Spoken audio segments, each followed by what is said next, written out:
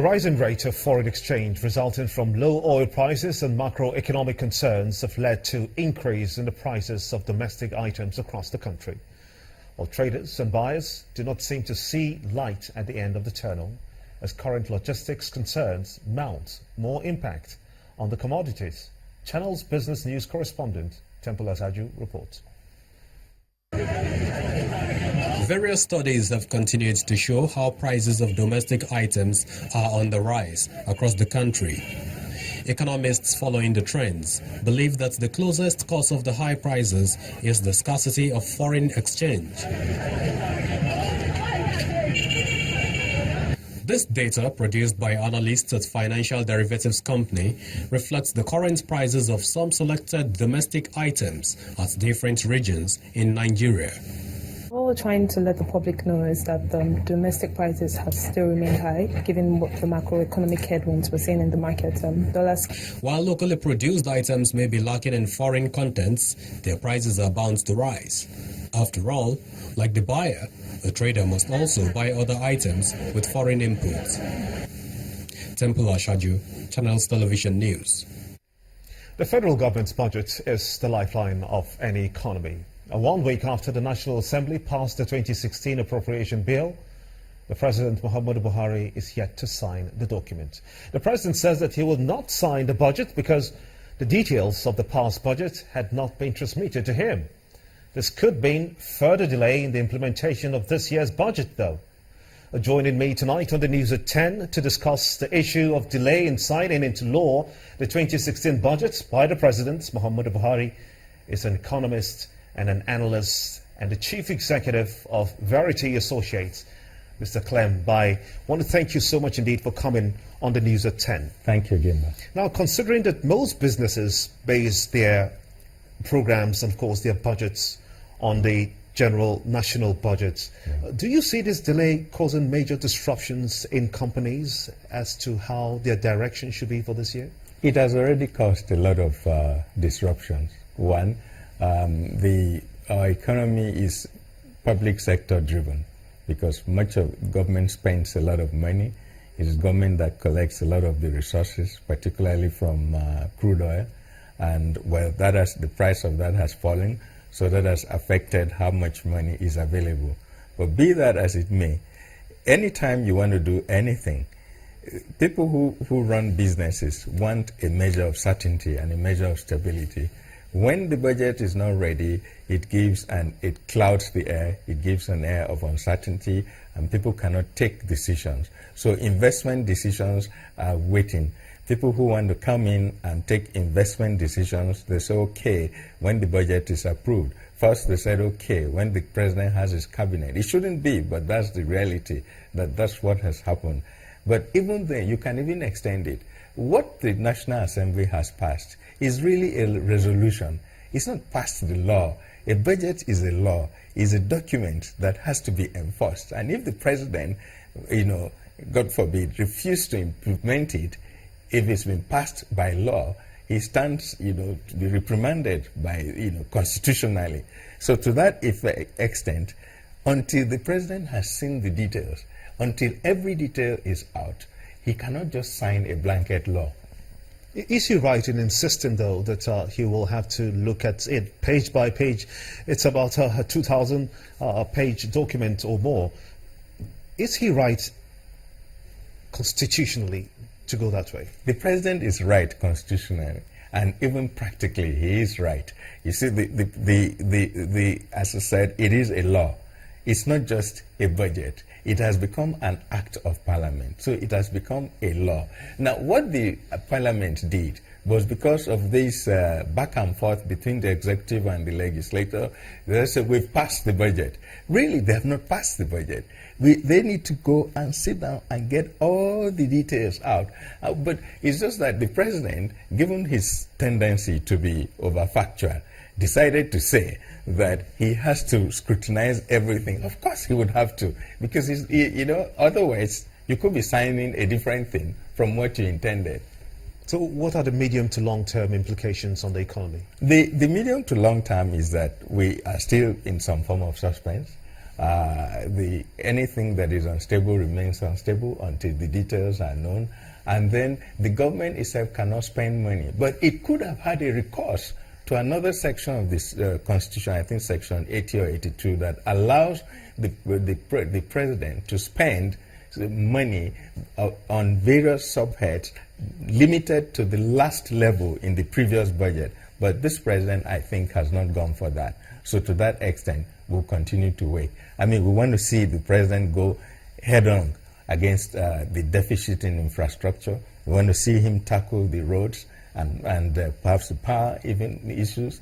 Of course, not talking about the petrol situation, but really infrastructure. That's where it draws, the unemployment situation will be basically tackled. Immediately the president starts releasing funds for serious infrastructure projects, because they were going to absorb tens and thousands of people, and then the economy, more funds will flow back into the economy. Then the economy begins to ginga itself up again.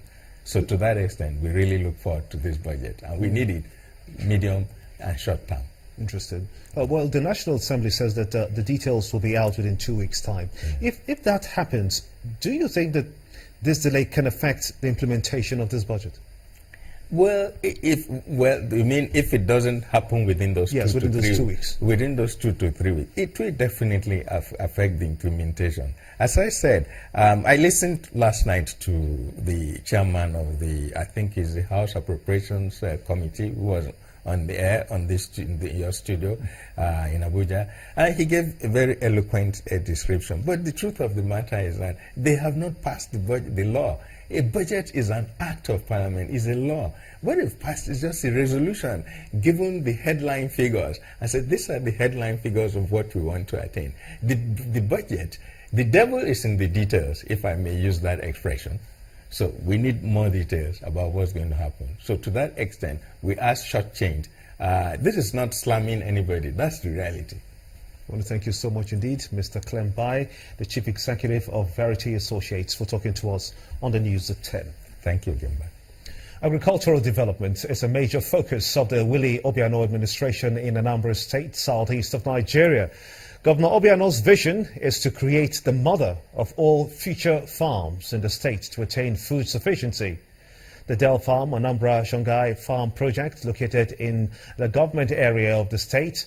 The project is a 4.5 billion naira investment in the first phase, with a full value chain of agricultural production, processing, as well as other agricultural technical services. The Dell Farm Anambra Songhai Farm project began in August 2015 with a pilot phase developed on 55 hectares of land with distribution systems linked with roads, water, power networks and nutrient pathways. Governor Willie Obiano arrives at the farm 8 months later and is pleased at the size of blossoming crops. He goes ahead to plant a symbolic palm tree.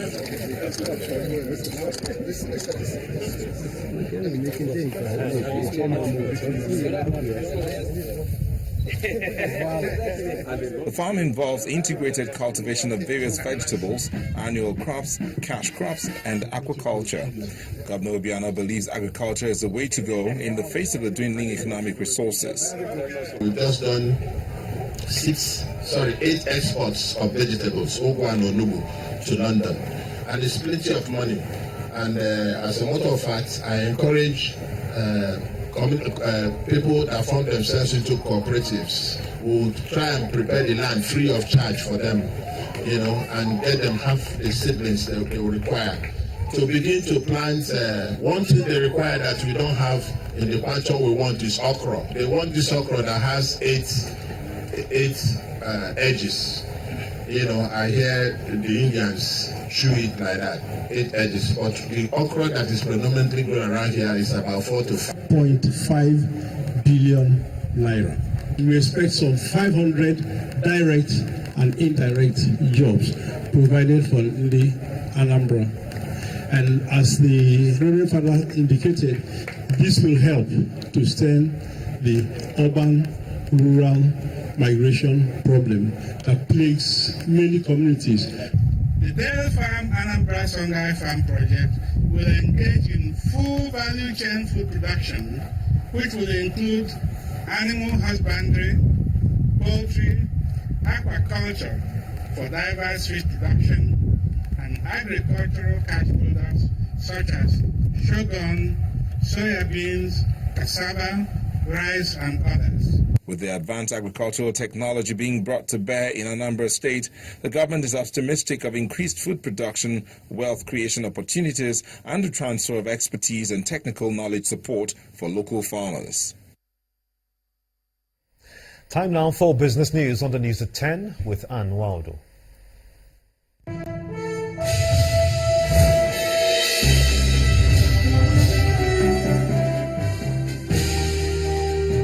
Hello and welcome to Business News. The Nigeria Sovereign Investment Authority has recorded an increase of 26.3 billion naira in total income for 2015, representing a growth of 67%, while its investment income has risen to 47%. Addressing newsmen in Abuja, the managing director of the Nigeria Sovereign Investment Authority, Mr. Uche Oji, says $250 million was approved as additional capital.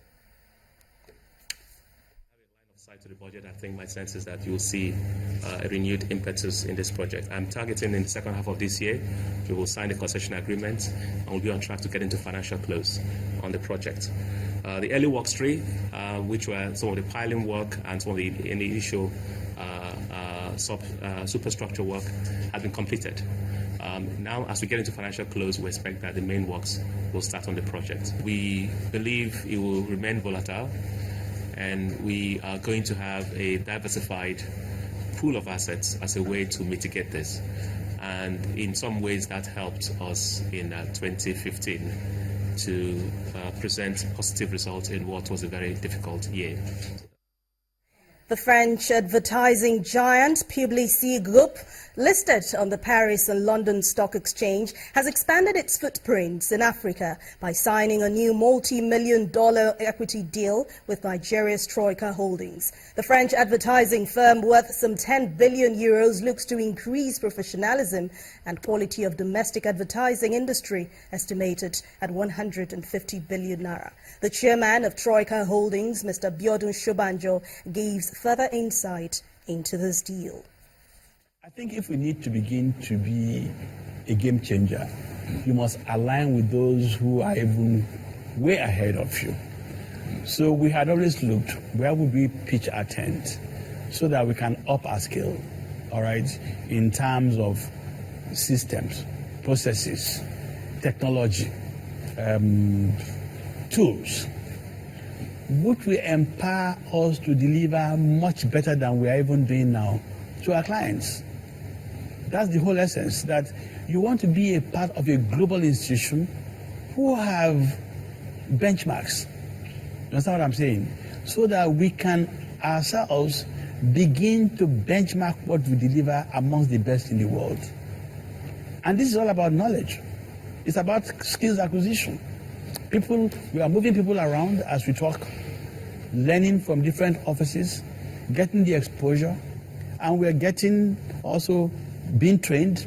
People are coming here and training our people, so that we need to change this game.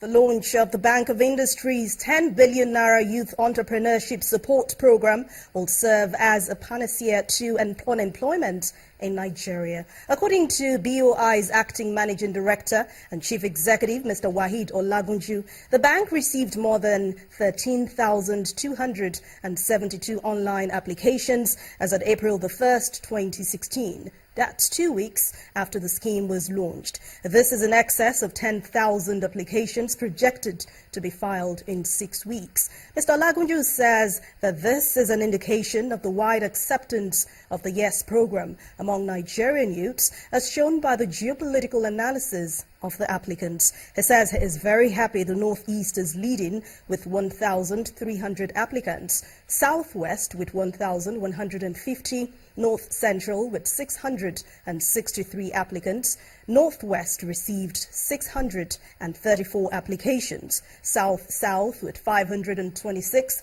while the Southeast recorded the lowest with 204 applications. A total of 1.26 billion shares valued at 6.43 billion naira in 12,274 deals were transacted at the Nigerian equities market this week. It was a bearish week at the market as the benchmark index closed 1.52% down due to profit-taking across major countries.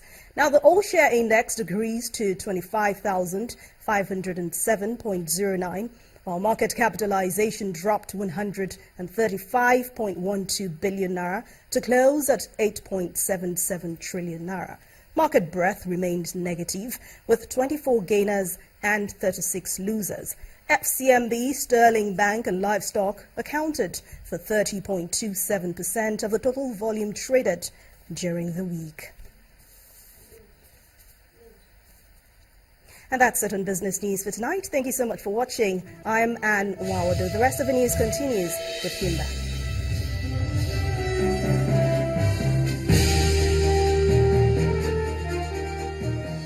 Still ahead on the news at 10. 4 Nigerian female wrestlers qualify for the 2016 Olympic Games after reaching the finals at the ongoing Africa Oceanic qualifiers in Algiers. And that's the sports news. Stay with us.